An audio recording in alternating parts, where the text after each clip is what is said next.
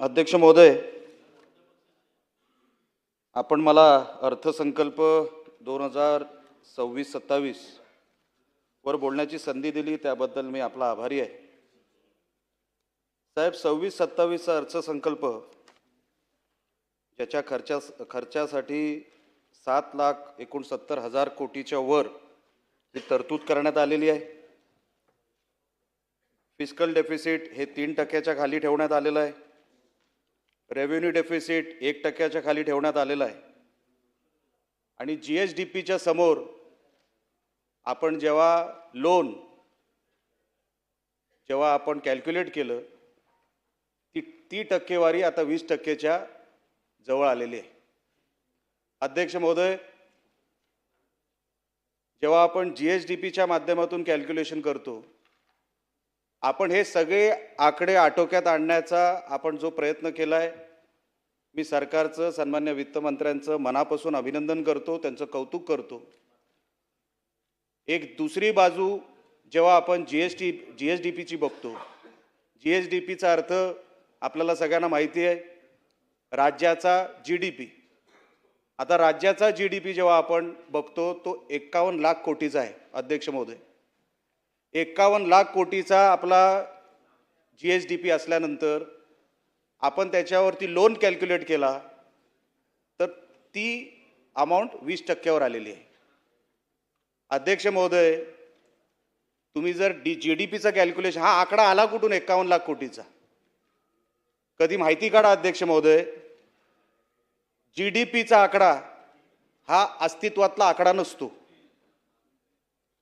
हा value added आकडा असतो. व्हॅल्यू ॲडेड फिगर आहे. प्रत्येक डिपार्टमेंटमधून काढलेली त्याच्यामध्ये व्हॅल्यू ॲडिशन केल्यानंतर जी फिगर येते त्याला म्हणतात GSDP किंवा GDP. आता ती झाली आहे 51 लाख कोटीची. त्याच्यामध्ये रेव्हेन्यू इन्कम तुम्ही इन्क्लूड करू शकत नाही, त्याच्यामध्ये तुम्ही रेव्हेन्यू एक्सपेंडिचर इन्क्लूड करू शकत नाही. तरी ती फिगर 51 लाख कोटीची जी आली आहे अध्यक्ष महोदय, त्याच्यावरती आपण लोन वजा करतोय म्हणून ती 20%वर आली. अध्यक्ष महोदय, आपण GDPची रक्कम 51 लाख कोटी आपल्या अर्थव्यवस्थेमध्ये वापरू शकत नाही. तो आधार असू शकतो, तो फायनान्शियल इंडिकेटर असू शकतो. जसं वेगवेगळ्या राज्यांमध्ये, वेगवेगळ्या देशांमध्ये GDPचा आधार घेतला जातो, तसाच आधार हा फायनान्शियल इंडिकेटर म्हणून घेतला जातो. त्याचा अर्थ तुमच्या अर्थव्यवस्थेमध्ये त्याची कुठे तरतूद आहे असं नाही. म्हणून सरकारने या विषयावर गांभीर्याने लक्ष द्यावं की आपण जेव्हा म्हणतो आपला महसुली जमा हा 6,13,000 कोटीचा आहे, महसुली खर्च 6,56,000 कोटीचा आहे, जी तूट आहे ती 40,000 कोटीपेक्षा जास्त झालेली आहे. ह्याच्यामध्ये आपण कुठेही GDP मोजत नाही. GDP कुठे मोजतो? घेतलेल्या लोनवर, घेतलेल्या कर्जावर. म्हणून हे कसं टॅली होणार हे कुठल्या तरी अर्थतज्ञाला विचारल्यानंतरच मला असं वाटतं ह्याच्यावरती उत्तर मिळेल. कारण का अनेक वेळेला माझं डिबेट होतं काही चार्टर्ड अकाउंटंटशी किंवा वेगवेगळ्या तज्ज्ञांशी की अध्यक्ष महोदय, जेव्हा आपण व्यवसाय करतो कुठलाही, आपण व्हॅल्यू ॲडेड रक्कमवर कधी पण धंदा करत नाही किंवा व्यवसाय करत नाही. हा माझा एक्सपेंडिचर आहे, हा माझा इन्कम आहे, हा घेतलेला कर्ज आहे आणि त्याच्यावरती प्रॉफिट लॉस काढतो आपण, बरोबर आहे? मग त्याच्या आपण महाराष्ट्राच्या बजेट किंवा कुठल्याही राज्याच्या, देशाच्या बजेटमध्ये कॅल्क्युलेशन कशावर करतोय? GDPवर.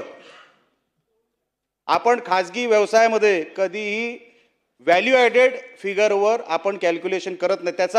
त्याचा अर्थ, मला म्हणायचं तात्पर्य असं अध्यक्ष महोदय, एका बाजूने देशामध्ये सर्वात मोठा GDP कोणाचा? तर महाराष्ट्राचा, 51 लाख कोटीचा.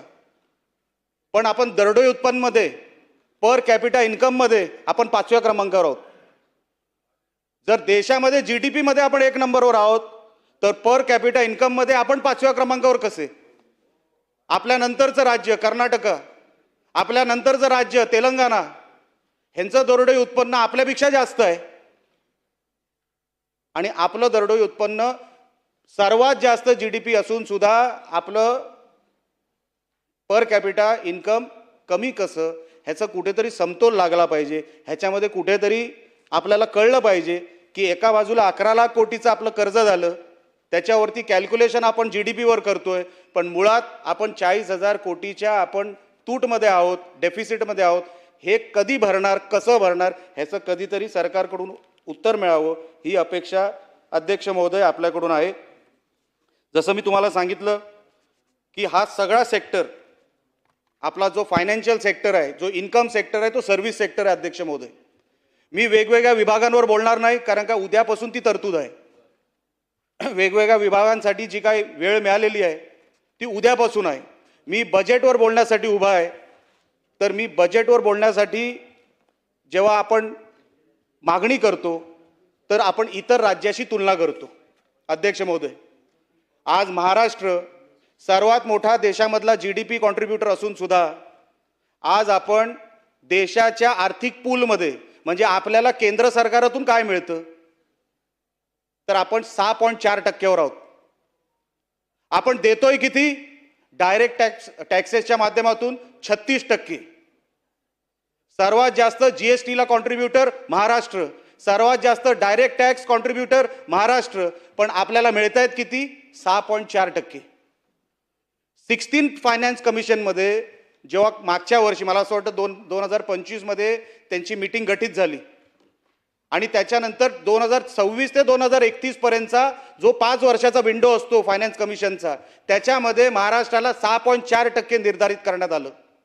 अध्यक्ष महोदय, मागच्या फायनान्शियल बजेटमध्ये पण मी मागणी केली होती 1% महाराष्ट्राला आपण त्या कॉन्ट्रीब्युशनमध्ये वाढवावं, आपलं पुरं वजन त्याच्यामध्ये लावावं. तर हा सगळा खर्च, ही सगळी तूट अध्यक्ष महोदय त्याच्यातून आपल्याला महाराष्ट्राला मिळू शकते. कारण आपल्याला माहिती आहे अध्यक्ष महोदय, डायरेक्ट टॅक्समध्ये आपण केंद्राला पाठवतोय किती? 7,61,000 कोटी. GSTच्या माध्यमातून 3,61,000 कोटी. 11 लाख कोटी तर इकडचेच झाले.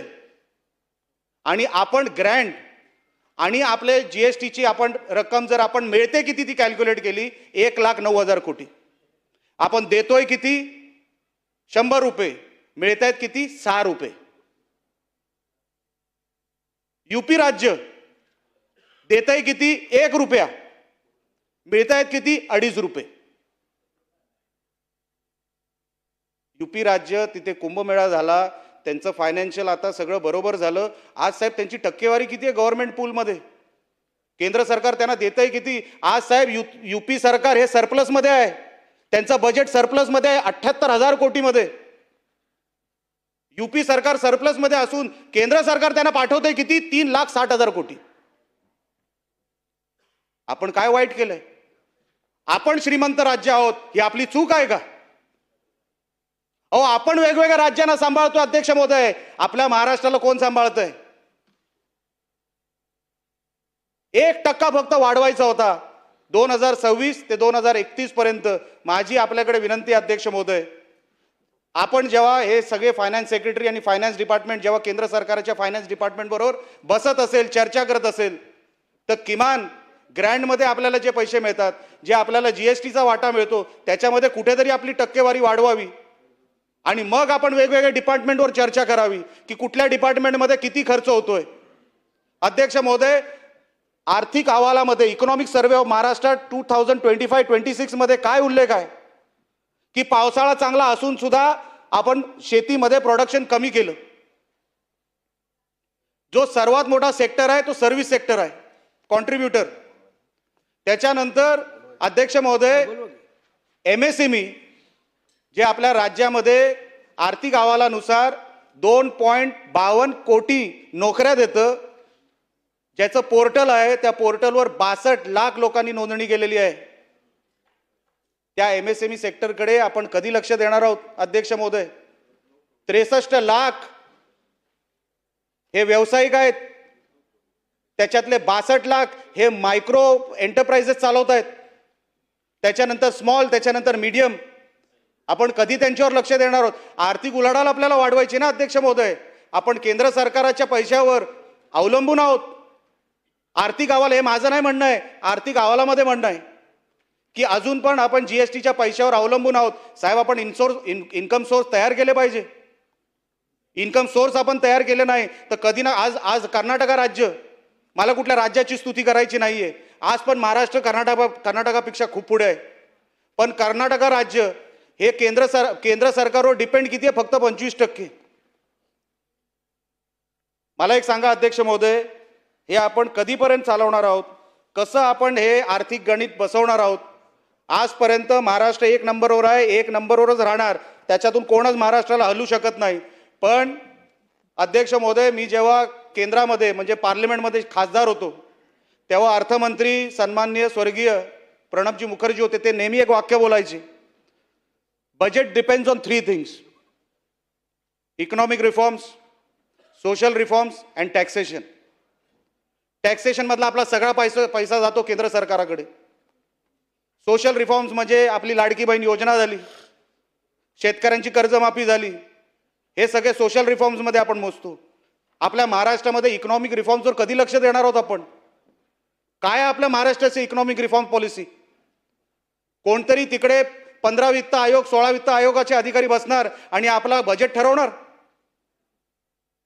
हा 51 लाख कोटीचा जीएसटीचा फिगर, जीएसटी नाही, जीडीपीचा फिगर, जीएसडीपीचा फिगर आला कुठून अध्यक्ष महोदय? तुम्ही माहिती काढा. ह्याच आर्थिक अहवालामध्ये आहे 25-26च्या. काय लिहिलंय त्या आर्थिक अहवालामध्ये अध्यक्ष महोदय? 2019-20 पासून ते आतापर्यंत 26-27 पर्यंत दरवर्षी जीडीपी हा 5 लाख कोटींनी वाढला. कसा वाढला? अच्छा, एक पॅटर्न कशी आली? दरवर्षी 5 लाखांनीच कसा वाढला? साहेब, आम्ही जेव्हा त्याचा अभ्यास करतो की कुठलाही हिशोब आपण घेतो, आपण कुठलाही व्यवसाय करतो, दरवर्षी एकच आपल्याला एस्कलेशन मिळू शकतं का? एकच फिगर एस्कलेशनचा येऊ शकतो का? तर जेव्हा 2019-20 पासून ते आतापर्यंत आपण एस्कलेटेड फिगर बघितली जीडीपीची, ती 5 लाख कोटींनी सरसकट दरवर्षी, पिन ड्रॉप सायलेन्स, कोणाला माहित नाही तशीच वाढलेली आहे. ह्याच्यावर कधीतरी आपण लक्ष द्यायला पाहिजे साहेब. आज 3% कॅप केंद्र सरकारने लावलाय. आज आपण 2.7% वर आहोत फिस्कल डेफिसिटमध्ये. जेव्हा जेव्हा 5 लाख कोटींनी जीडीपी वाढतो म्हणून आपण 2.7% पर्यंत आलो अध्यक्ष महोदय. जर मागच्या वर्षीचा जीडीपी आपण ठेवला, तो कसा वाढला तो नंतरचा भाग आहे. कदाचित वित्तमंत्री त्यांच्या मनोगतात ते सांगतील की दरवर्षी 5 लाख कोटींनीच आपला जीडीपी कसा वाढतो. आणि तो 5 लाख कोटींनी वाढल्यामुळे फिस्कल डेफिसिट आपला 3च्या आतमध्ये अध्यक्ष महोदय.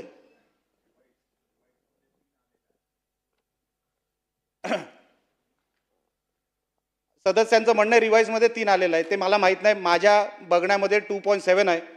तर जेव्हा आर्थिक उलाढालीमध्ये आपण फिस्कल डेफिसिटवर आपले मापदंड मोजतो, रेव्हेन्यू डेफिसिटवर जो डे टू डे आपले एक्सपेन्सेस आहे, रेव्हेन्यू डेफिसिटवर आपण एक्सपेन्सेस 1% पेक्षा खाली मोजतो, आणि ओव्हरऑल डेट आपण 18% वर मोजतो किंवा 20% वर मोजतोय. अध्यक्ष महोदय, आपल्याला बजेट सारखा बघितला पाहिजे. इथे मी अनेक सिनियर सदस्यांना बघितलं, ते आपापल्या विभागांवर बोलतायत, मतदारसंघाला फायदा कसा होईल त्याच्यावरती बोलतायत. माझी अपेक्षा नव्हती अध्यक्ष महोदय, मी नवीन सदस्य आहे. सिनियर लोकांना मी ऐकलं आज. सिनियर लोक अर्धा 1-1 तास एका विशिष्ट विषयावर बोलत राहिले. आपण बजेटवर कधी बोलणार आहोत? आज वेस्ट बेंगॉल सारखं राज्य, अध्यक्ष महोदय, मी जास्त लांबलचक भाषण करणार नाही, वेस्ट बेंगॉल सारखं राज्य ते आर्थिक संकटात आहेत. त्या 3.5 फिस्कल डेफिसिटवर आहेत. ते दिवाळखोरीत गेलेले आहेत. त्यांचं डेट रेशो गेलाय 25%च्या वर. मग मी अभ्यास केला, त्यांचा इकॉनॉमिक सर्वे वाचला. साहेब, ते इकॉनॉमिक रिफॉर्म्समध्ये चुकलेत. ते कर्ज घेण्यामध्ये नाही, कर्ज त्यांना मिळालं नाही त्या तुलनेमध्ये जेवढं महाराष्ट्राला मिळालं.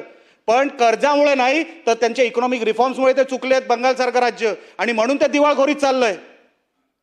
आपल्याकडून त्या चुका होऊ नये, आपण त्या चुका करू नये अध्यक्ष महोदय.